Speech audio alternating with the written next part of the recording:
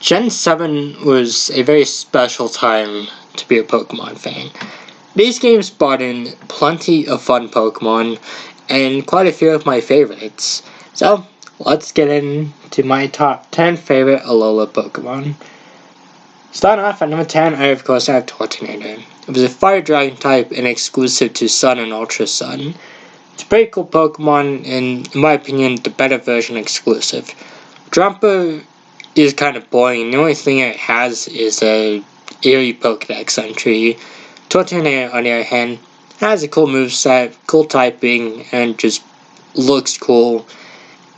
And thus, one of my favorites. At number 9, I of course have Serena. It was the new grass type. Well, it was a new grass type introduced in the games. And again, my only complaint about it is that it should have been a fairy type. That actually would have been a cool type combo. But despite that, this Pokemon's actually pretty cool. It had some interesting moves and cool design. At number 8 is Shiinotic.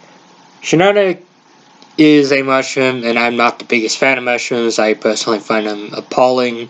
But Shiinotic is a pretty cool looking Pokemon.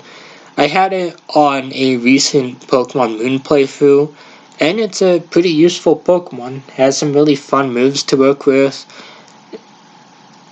Has one of my favorite types with the fairy type, and was pretty useful in the game, and a Pokemon I would definitely recommend to those who haven't played these games. Number 7 is Lurantis. Lurantis is a cool Pokemon. It was one of the first Pokemon I've ever used in Pokemon Sun, and quickly became one of my favorites. I love the design of this Pokemon. It's a grasshopper. Well, it's a grasshopper Pokemon, but it isn't a bug type, which I've heard some people complain about, but personally, I don't have an issue that it isn't a bug type. It's still a pretty cool Pokemon. Just like my number 6 pick with Toxapex.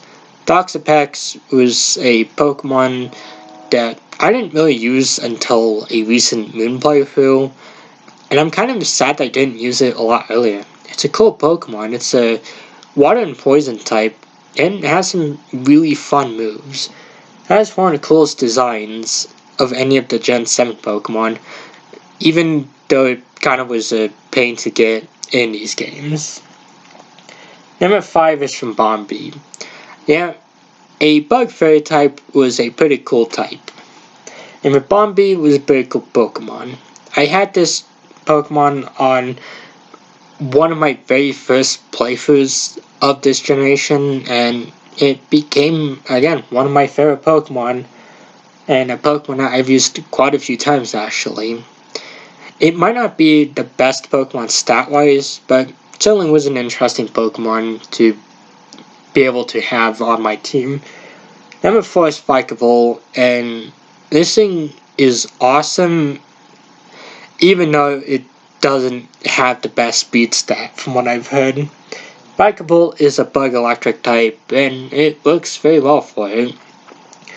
It's a fun Pokemon to have on my team. Even though I didn't really use it at launch, it was more so a playthrough a couple years ago.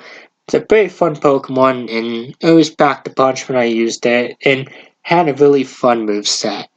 Mimikyu is my next pick, and of course, Mimikyu was probably one of the most popular Pokemon on the internet for the longest time, with all the memes circling around it, and it definitely deserved the attention. It's a very fun Pokemon.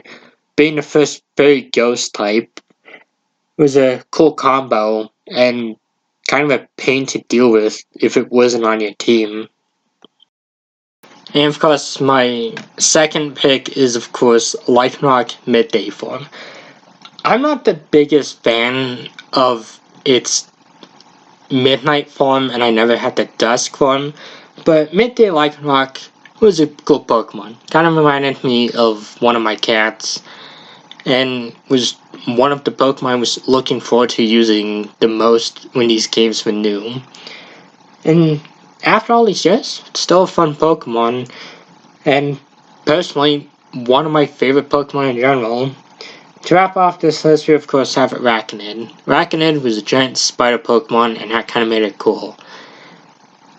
I'm kind of hit or miss on some of the spider Pokemon. Ariados is kind of boring. Galvantula was cool, but underrated. And Arachnid was just almost intimidating. Even its Pokedex entries are frightening. And it's a Pokemon that I've used quite a few times before. And it's a pretty cool Pokemon, and kind of reminds me of the spider demon thing from the Doom series. So that makes it even cooler. Like I said in a previous video, I will eventually cover the 8th and 9th generations, but I have not played through Sword yet or the Crown Tundra, so I kind of want to get through this before I make these videos. But until then, goodbye and thank you all for watching.